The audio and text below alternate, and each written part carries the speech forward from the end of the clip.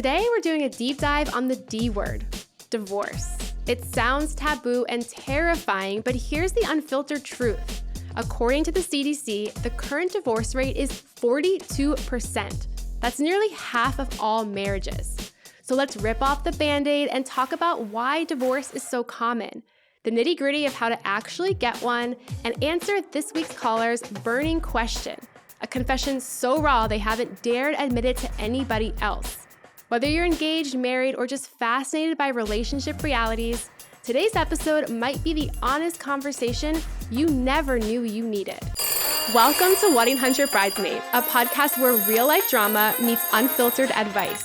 I'm Jen Glantz, the founder of Bridesmaid for Hire and the author of Finally the Bride. Every episode, a new caller will share their honest and raw dilemma on friendship, love, weddings, and so much more. An expert and I will give advice, and you can chime in too with what you think they should do. Will they listen? Well, we'll soon find out.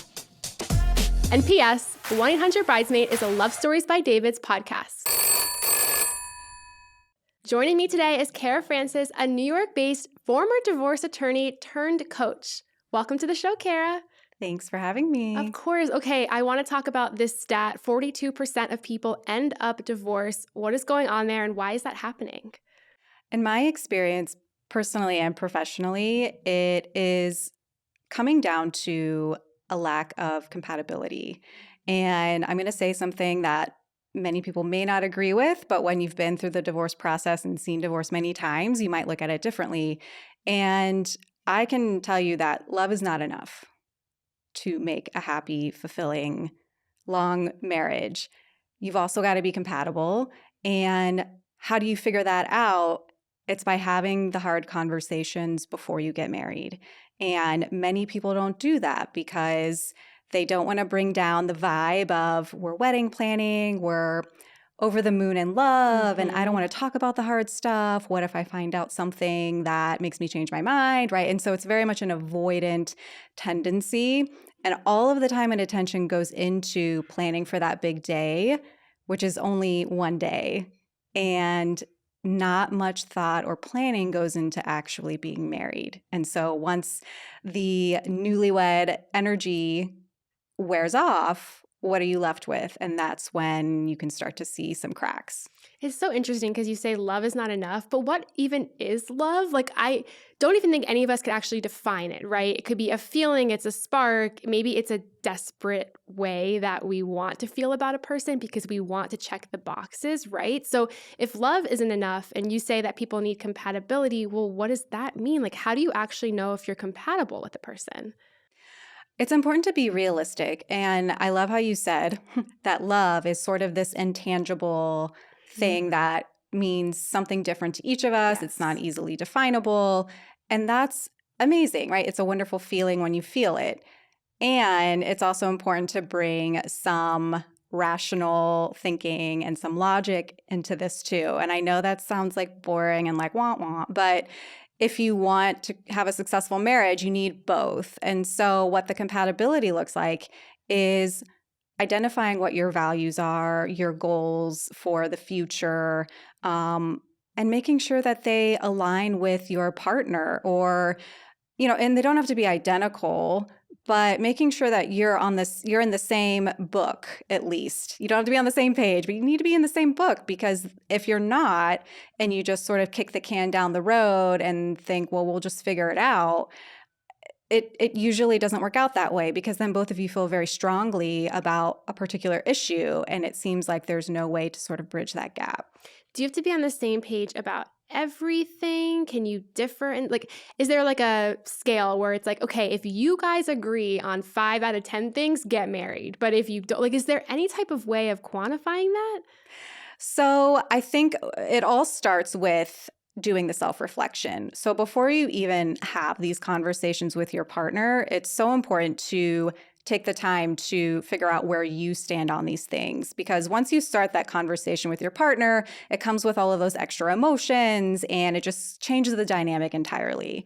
And so you need to be really clear on how you feel about certain things and confident about where you stand and how to express yourself. And I feel like that's different for everyone, and everyone sort of has their deal breakers, right? And so some things will mean more to one person than the next, and but there are certain things I feel that you really do have to be on the same page about, and one of those is, do we want to have kids? Because if you're not sure, if one of you is not sure and the other one is dead set, it puts that extra pressure on one of you to change your mind, and that's not a great place to start. No, for sure. And I feel like, I have seen when I've worked weddings and I have seen friends, they get married to people and I'll casually ask them like, "Oh, have you looked at the person's finances? Or did they know how you feel about the religion you want to raise your kids?" And they're like, "Oh, no, we like don't talk about that." I'll even say like, "Do you guys like go to the bathroom in front of each other?" Like something like that. And they're like, they've never seen me poop or they've never seen me do these things before. And I'm like, I don't want to be judgmental. But what is the barrier between, okay, we're dating, and we're about to go sign this legal document? Like, what has to be there, do you think, to not make marriage last forever? Because I don't know if I believe that, but to at least get started on a successful note. I love how you said that, because I'm on the same page where I like to reframe till death do us part to till death of this relationship do us part. I love that. That may be for life. It may not be, right? But like, let's release some of that pressure. Yeah. But yes, what needs to really be there is just complete transparency and vulnerability. And that's why some of these things are so difficult to talk about, because they do require us to be very vulnerable and expose our deepest, most inner thoughts and feelings and put them out there to someone who we care about. And there's always that risk that they may not accept it and they may reject it. But you do have to have that comfortability with your partner if you're going to have the type of marriage that you truly desire. Like we said, I don't believe marriage has to be forever. I personally think it's okay to get married and not think, okay, this is for the ever. But I know that the word divorce can be taboo. I know you yourself, you grew up in a small town. People didn't really talk about divorce, and you got divorced in 2020. So what was that like for you to be raised a certain way and then go through the D word and enter divorce? It was tough, because even though I knew legally and logistically how to divorce myself, I still really struggled. And so it really put things into perspective for me, even with former clients, where before I went through my own divorce, and I would kind of view them from the lawyer role of, come on, let's just move forward. Clearly you're unhappy, and almost sort of judging them for for the emotional side. And then when I was facing it, that was just like a huge reckoning for me of, oh, I am also experiencing these same types of issues. And so what I really struggled with were the people-pleasing aspect, being the good girl. I grew up in a very small town in Ohio, was raised Catholic, valedictorian at my high school, and, just very much a check-the-box kind of girl, like perfect. And to sort of admit first to myself that I'm not happy was really hard. And I definitely ignored it for a while until I couldn't anymore. And then when it came time to actually making it happen, telling my spouse at the time, who didn't want to get divorced, and seeing how upset he was, and having to repeat my decision over and over every time, it was like cutting open the wound. Telling my parents, and my parents are very supportive, but I know that that's not something that they see all the time. And actually, one of my oldest sister got divorced in her 20s. And so then I'm sort of projecting my own fears of, oh, my mom's probably like, what is wrong with my kids, Yeah. And I didn't want her to feel that way. And so, a lot of it was just taking on the external and blaming myself for it and making it even harder on myself. But honestly, though, like I feel like when people break up with their partner, we celebrate them. We're like, thank God, we didn't like the person. But when someone gets divorced, we're like, there's like this crazy thing that we put behind them. And then they're like, oh, they're divorced. Like the way we speak about them changes. Why? Isn't it just a breakup? What is the difference between breaking up and getting divorced? Other than the process, of course, but like, what is the difference? You're right. It really is it's a legal breakup. And that was actually something I never heard before until my own divorce. And actually, my former father-in-law said that to my now ex. And that really actually helped me. I know he wasn't trying to help me, but that really helped sort of like ease the pressure of, you're right, this is just a legal breakup. But I think it's just because culture over the years and marriage has evolved over the years, especially for women. And divorce used to not really be an option for women because it was a matter of survival. And how do I financially support myself and my kids when I'm completely dependent on this person? And so a lot of it comes from that perspective, as well as a religious perspective, depending on what faith you follow, if any. They have their own set of rules. And so there's all of these rules that we're supposed to be following. But what happens if they don't align with what we truly feel? And that's where you get that conflict and that tension, and people don't know how to handle it. People don't know how to talk about it. They feel uncomfortable. And that's one of my goals. And what I do now is just sort of try to normalize it a little bit. Again, just to release some of that pressure because it's not that serious. Yeah, and I just feel like that stigma prevents people from getting divorced. I can't tell you how many people I've spoken to, and I'm sure other people can relate, where they've been married for so many years and they're like, we want to get divorced, but we don't want to, for X, Y, and Z, whether it's we want to have the kids be grown up or we want to get divorced, but it just seems so hard and we're just so lazy, or we're scared of what life is like after divorce. I mean, what advice would you have for a person who might be considering getting divorced but is scared?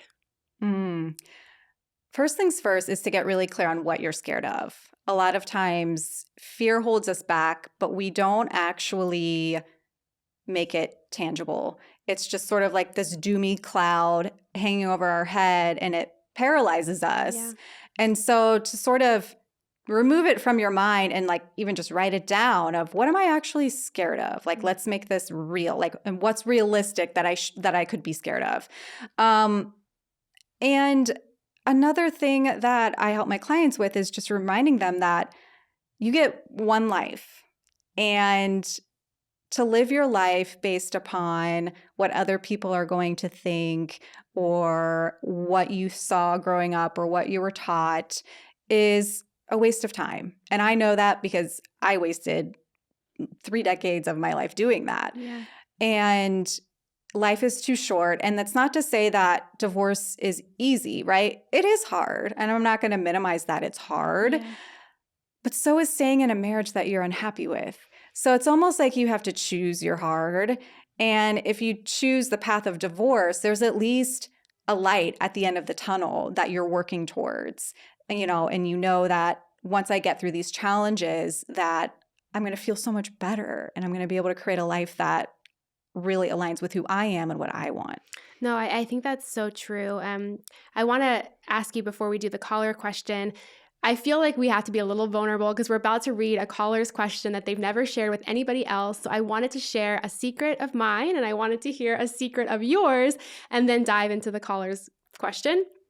The secret that I want to share that I've never shared with anybody is that I personally found the first year of marriage so hard, to the point where we never considered getting divorced, but I definitely thought in my head, if this is how marriage is going to be, I don't know if I'm going to make it past the first year of marriage. I think that there was so much pressure that we felt now that we were married to have our life together, to work through fights and communicate, but really nothing changed between dating and marriage. We didn't even have a wedding. We just eloped on the sidewalk. So it was like one day we were literally dating and the next day we're literally married, and we were supposed to fix all of these problems that we had. And the first year of marriage was so difficult because the problems weren't fixed. I felt scared that this was going to be the rest of my life. And I definitely didn't have any tools to overcome that. I think I had to tell myself, okay, let's like level set on what is going on here. Let's level set on what marriage actually is. But I mean, do you see that? Did you feel that? Whereas like one day you're dating and then the next day, literally everything feels like it changed because you're married, but really nothing changed, kind of? Yes, definitely felt that way with my first marriage because before we got married, we lived together, we bought a house together, and then it was almost like one day we were married that we weren't married. The next day we were, and then we get home and it's Monday and I'm Yeah. going back to work and I'm like, It's what so just happened? weird. But you are right that then once you're married, there's this added pressure to, well, we have to be happily married Oh and we my have to God. fix all of these problems, right? Yes. And then if you can't, or at least not right away, then like you said, then you start getting in your head of, is this what the rest of my life is going to look Yes. like? And what did I do? Similarly, one thing that I'll share and be vulnerable about is I'm getting remarried myself. This is so exciting. And I saw your ring. I was like, I wonder if you got that for you or if you're engaged. Oh gosh, yeah. So it's in June, and I've felt a lot of pressure on myself because I want this to be different from the first time. I want this to be fulfilling and aligned. I want to feel like I can be completely my authentic self and tell my partner anything and make sure that I can still pursue my individual dreams. And so, we're doing couples sessions together as just sort of prep to have some of these important conversations. And similar to you, like if we don't resolve an issue right away, then I start getting scared. I'm like, well, we only have, X months left until we get married. What if we don't figure it out? And my therapist was really good at reframing that for me of you don't have to figure it all out. What matters is that you're here, you're talking through things. They're not going to be all resolved overnight. Yeah. And you can continue talking about them after you get married too. But do you feel pressure, like a different kind of pressure now that you're doing it for a second time to make it different, to make it better? Like, do you feel a lot of pressure? I do feel that pressure because getting married to me is a big deal. Yeah. And I do want to make sure that I'm applying what I learned from the past moving forward if I am going to do this again, because I want it to be different. At the same time, I also have to remind myself that putting pressure on myself is not going to help. No. And so to take a step back and take a deep breath and remember why I love this person and remind myself of who I am and why we work well together. And also, again, not that I'm trying to get divorced before I get remarried, but it's a legal breakup, right? Yeah. We got to let some steam out of the kettle when it comes to divorce, and then it won't seem as scary, and then it will release some of that pressure. Yeah, and I think, what I have learned is that you can enter marriage and still have the problems you had when you were dating, and they don't need to be resolved in that weird first year of marriage, but you need to be aware of yourself, and the partner needs to be aware of themselves, what they need to work on, because I think that you don't want to enter it so blind where you're like, I'm perfect, you're not kind of vibe. So I think for me specifically, I was like, okay, I need to work on communicating better, not shutting down. And I'm not going to do that. I'm not going to go from A to Z. I'm not going to be a different Jen tomorrow. But every year, maybe I can slowly put things into place to become better. So I think you don't have to have everything perfect when you enter marriage. You don't have to feel all of this pressure, but if you commit to sort of working on things, then maybe you're in a better place. But I want to get into this week's caller because this question is quite juicy, and I know this person has never shared it before, so I'm excited to read it and then hear what you have to say. I'll give it a go. Okay. Hi, I'm Amy from Boston. I'm writing because I'm literally 2 months away from my dream wedding. We've spent $45,000, sent all the invitations, and my parents have booked flights for relatives from overseas. Here's the problem. Last week, I found texts on my fiance's phone revealing he's been having an emotional affair with his ex from the past year. When confronted, he's admitted he's confused and not 100% certain about us, but still wants to go through with the wedding because everyone expects it, and he thinks that he wants to go through with the wedding because everyone expects it, and he thinks he'll figure out his feelings eventually. My friends say I'm crazy to even consider still marrying him, but my religious family believes divorce is a sin and keeps telling me all marriages have rough patches. I'm terrified of the humiliation of canceling the wedding, but equally terrified of ending up in a painful divorce in just a few years. If I do go through with the wedding, what should I be doing now to protect myself financially and emotionally? I doubt he'll sign a prenup, but what would divorce actually look like if I'm already sensing these red flags? And how do I deal with the shame and stigma of becoming a divorced person when everyone warned me that he wasn't the one? I'm literally staring at my wedding dress as we speak. Please help. Oh my goodness. Oh, that's a I mean, dagger to the heart. it breaks my heart, but it's also so real. Yeah. I do feel like there's a lot of people who go into marriage having a feeling, maybe not this exact situation, but they have a feeling that this isn't going to work. I have heard it before a lot more times than I wish I've heard. People say that they walk down the aisle and they think it's going to suck to have to walk down the aisle again because they just know that this person's not right. So we have a situation where she's pretty sure it's not the right person. She's caught him in this emotional affair. What do you think? I mean, what should she do? I know that's like a loaded question, but what would you tell her? First and foremost, I just want to send my love to her because there's a lot of focus on the actual wedding. And I want to acknowledge that being betrayed in that way is so painful. Yeah. And no matter if you're married, dating, whatever type of relationship you're in. And so it's so important that you take the time to process that and heal from that, with a professional ideally, because that is going to impact sort of how you view the situation. Yeah. And it's just so important to integrate because that's just such a gut punch when that happens. And I've been there. What I'm hearing in her email is a lot around what other people think. So you've got her fiance, you've got her friends, you've got her parents. Yep. First and foremost, I just want to normalize, like, you're not crazy for still considering going through with it. Okay, that's good to hear because I do think like your friends would be like, get out right now. This is a red flag. So why do you feel like she's not crazy if she does go through with it? Because it's not that simple, right? And it's easier when you're on the outside looking in to say, you're crazy. What are you doing? And also, it's coming from a place of love. They don't want to see you get hurt. And that's why oftentimes, even when I work with my own clients, there's that degree of separation where I'm not involved in your day-to-day life. So I can be objective and I can help you look at it from different situations. Whereas friends and family are very much invested in your life and in your happiness, and they just want to fix a problem. Yeah.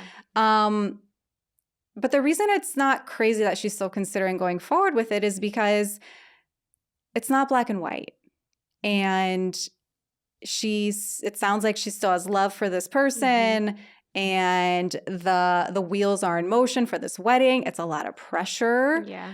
And I just want to normalize that this is not an easy situation. No, and I appreciate you saying that because, again, I do think from the outside, people who listen to this are going to vote and they're going to say, run away, run away. Who cares about the wedding? Who cares about anything? Leave. But you're right. And I do think when you plan a wedding, your brain is so foggy. You're not feeling like yourself. So to be hit with something so serious like this might not even allow you to process what you really want to do in the moment. So what options does she have? I mean, if the wedding is soon, 45 days, I think she said, how do you come to a conclusion? Like, what could she actually do? Because that's tough. Yeah, my advice would be, first things first, to do your best to drown out the noise. Yeah. And just come back to self, reconnect to yourself, and check in with how you're actually feeling.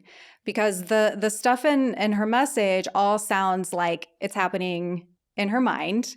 And when we get into that sort of tizzy, a good antidote is to reconnect to our emotions and our body, because the mind is just going to keep worrying if you don't.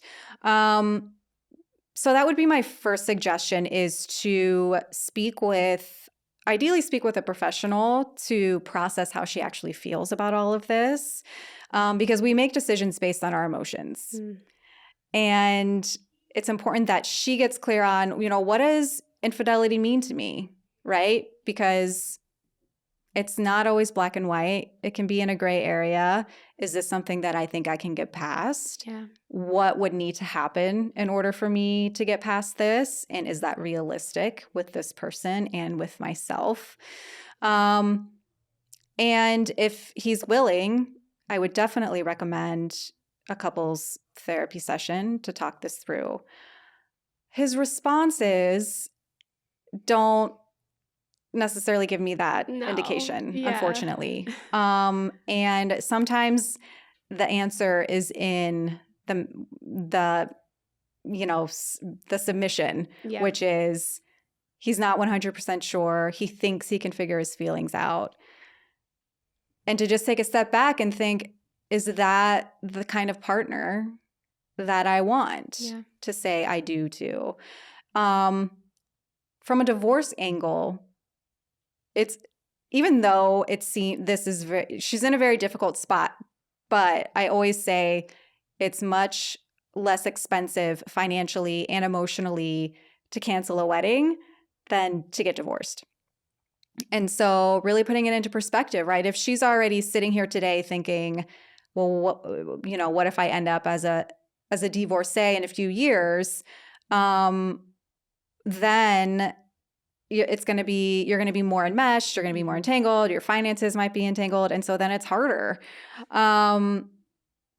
That being said, like we've been talking about, marriage is not for life. Mm-hmm. And so if we release that pressure of what divorce means, and if she knows that that's an option for her, if they can't work it out, then it might relieve some of that pressure. And what I heard in her message is, the shame and the stigma of being a divorcee. And that's exactly what we've been talking about of, well, why is it shameful, right? Why do you feel ashamed about that? And some of it may be due to religion. As someone who grew up Catholic, the Catholic guilt joke is no joke. It is real. And it also can make you feel like you can't choose yourself. So it seems like she has a couple different paths she can take. Path number one is she cancels the whole wedding. She gets out of this and she leaves. And that might seem scary, but that is definitely an option. And I feel like one question to ask yourself is this a one-time thing, or were there other things that were also making you feel nervous or anxious or red flags that were showing up? But sure, you can cancel the whole wedding. People do that all of the time. It's a little bit of embarrassment, but 3 months down the road, nobody's going to remember. They're going to be happy they didn't have to travel and put on a dress and give you a gift. But option number two is maybe to go ahead with it and not make it legal, right? And what does that look like? That is definitely an option. So, yeah, it's like you've mentioned, marriage is a legal form at the end of the day. And so if you don't follow through on those legalities and you have more of a ceremonial wedding, that is an option. It allows you to save face a little bit, but releases some of that pressure. And then you don't have to worry about, well, what do I need to do before and after to protect myself because you're not legally married. And so those triggers of like marital property and spousal support, like those levers are not going to be pulled. So that is an option, right? Yeah. And all that really means is you don't sign a marriage license, right? You can go through with the ceremony. You could have anybody marry you because they don't even really have to be legally, ordained to marry you. You go through with the wedding and you just don't sign the legal document. And I think people would say, well, Jen, that's lying. You're lying to your friends and family. But it's like a technicality. I don't really think it's lying. I mean, what do you think? Is that lying to say we got married, but we didn't actually sign the wedding license? It's a tough question, I know. That's a tough one because, people may feel a certain way of, we flew all the way here, we gave you a gift, and you're not even legally married. But if they're living as a married couple, sharing expenses, trying to build a life together, the essence or the intent is the same. Of, we're celebrating our relationship, we're going to try to build this life together. And so it's one of those things where you have to be okay if people find out dealing with their reactions. And as, from her submission, it sounds like that could be a growth area for her of, being able to not be as impacted by what other people think about her. And the truth is, nobody really knows if you signed your wedding license or your marriage license because usually it's you, the person who marries you, and a couple witnesses. But nobody's like, hey, did you sign it? Did you mail it in? Like, nobody really asks you those questions ever. Yeah. And unless they look up the record to see if you were married, nobody's really going to know. So I think that's also important to know is like, maybe you're kind of lying, but also most people wouldn't really know. So I think that's important. And then option number 3 is that she goes through with it. She gets legally married. They try to work it out. And maybe it works out and fantastic, but maybe it doesn't. And I know she mentioned, okay, how do I prepare myself? So I don't want to set people up for failure, but if you're going into a marriage and I was like this, I was so nervous, like maybe it doesn't work out down the road. And if it doesn't work out, how do I protect myself financially? That was my biggest worry with marriage is how do I make sure that if we were to get divorced, I'm not left with nothing. So if you are getting married and you either have doubts, which is okay, or you just want to protect yourself just in case, because we don't know what happens in this world, what can you do before getting married? That's not a prenup, because I know she mentioned that's probably not going to happen, to protect yourself. So one thing to consider is to make sure you keep all of your premarital assets separate. So open up new bank accounts, open up new investment accounts. Retirement is trickier because if you have something like a 401k, you can't just like open up a new 401k. Mm-hmm. And so that's a situation where whatever's contributed to that 401k while you are married will likely be marital property. So that's a risk that you have to be willing to take. But otherwise, making sure you're not commingling things, keeping your stuff separate. Everything you earn during the marriage is marital, so maybe put all of that into a new account so that you're like, okay, this is fair game, right? Because we're married. Everything else is not. Especially if you receive any sort of gifts or inheritances. Again, making sure you keep all of those separate. Don't deposit them into a marital account. Those are really the types of things you can do from an asset perspective. From a spousal support perspective, that really only comes into play if one of you is financially dependent on the other. And so if you're both working, but then all of a sudden he decides to quit his job, that might be a little bit of a red flag, because the longer one of you is not working and the other is supporting the unit, the higher the chance that there could be spousal support. So it's just something to keep an eye on. But those are some things that come to mind off the top of my head. Yeah, that's great to hear. I think finances is probably one of the scariest parts of getting divorced, especially if you have commingled things or you've combined all your finances. I know for myself, I said, okay, I have to keep things separate because God forbid something happens. I want to know that I have what I had before as my own, what we have together, fine. So I think that's so important is before you get married, research this, learn about how you can legally keep your things separate before you get married and enter into this relationship. I think that's super, super important. I also wanted to say that, one of the things that she had mentioned was that not only the stigma around getting divorced, but how she might feel afterward when it's all said and done and it doesn't work out.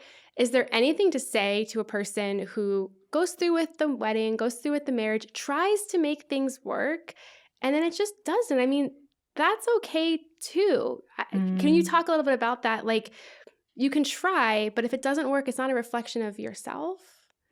This I can really relate to because I went through a period during my own divorce because I was with my ex for 10 years, only married for 4 years, but total relationship was 10 years.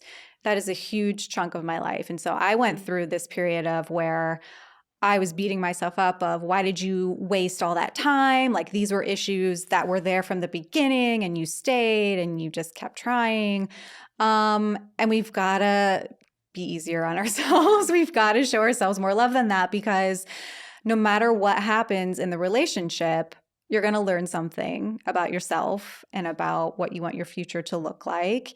And it's not going to be all bad. There's going to be good parts of the relationship too. And the nature of a relationship inherently is that there is a degree of risk there because it involves somebody else who you can't control. And so that risk is always going to be there. And so we've got to stop putting it on ourselves of, oh, this is my fault or I'm a failure. It's just part of life. Yeah. And I like that because I think, again, people think when they get married, it has to be forever and nothing could ever go wrong. And if something goes wrong, it's your fault, their fault, someone's fault. But it's not. It's just life. And it's love, and it could happen, and it does happen to people. Before we go, I want to give a tip to people out there in the world who are either thinking about getting married or they are married and they might find themselves wanting to get divorced. What is an actionable tip that they can take, whether it's by themselves without anybody else knowing, to pursue the divorce process? So information is power. I think the more you inform yourself, the less scary it gets, because until you actually know what's at stake and how that process works, it's just a huge, scary monster under the bed. And there are many, many free resources for that. So, I've obviously got some on my website, but other really good resources would be services like Fresh Starts. Tons of free resources to support you, to inform you. Hello Divorce is another great website. It's like an online divorce platform. Again, lots of blogs and free information for you there. And then if you find yourself in sort of a high conflict situation, then Journey Beyond Divorce is also a great one. So those would be my top three. Because it's almost like you don't know what you don't know. Yeah. And so once you start learning a bit, it'll start to click for you. Okay, generally speaking, these are the issues that would need to be resolved. This is how I process this decision. And there's so much you can learn before you even put that decision out in the world. Is divorce expensive? Does it have to be expensive? It doesn't have to be. And I think this is a trend that's slowly but surely starting to happen, where people are realizing, oh, I don't have to retain the expensive attorney, the bulldog attorney, to get divorced anymore. There is a lot more ability and resources to do it yourself, or find a sort of middle ground where you're doing it yourself, but then you bring in professional support when you need it, right? So whether it's bringing in a legal consultant for a few hours of advice, or a mediator is really great. A lot of websites like Hello Divorce have like all of the forms that you need. And so really it comes back to how you approach divorce and how do you want this experience? What do you want it to look and feel like? That being said, of course, you've got the X factor of we can't control how your spouse is going to approach this process. And so sometimes your pool of decisions changes as a result of that. Yeah. But you're always at choice at the end of the day. If somebody's scared to pursue divorce because they're scared of their partner, they're scared of how their partner's going to react, or they know their partner will try to talk them out of it, does the partner have to know? When do you have to involve the partner? You don't have to involve, well, it kind of depends on what your goal is. So if you're leaning towards divorce and reconciliation is not even a thought, then you can keep that to yourself as long as you need to. Process that decision, because again, sort of like preparing for marriage, where you have to get clear with yourself first before you put something out in the world. Otherwise, if you get pushed back, you're not going to feel confident and strong, and it's going to crumble. Yeah. So similar to deciding on divorce, take the time you need to process that decision yourself. And once you feel confident about it, right, you could tell your spouse as soon as you know, or you can come up sort of with a plan of what you're going to do after you communicate that decision. I normally recommend the latter because I learned the hard way. I woke up one morning and my gut was like, today's the day, just say it. Wow. And I listened to it, which I'm glad I did, but at the same time, I didn't have the steps in place of, okay, here's what's happening next. And that made it a lot harder. Yeah. So that's something that I help my clients with too. Yeah. I mean, what did you feel after you said those words?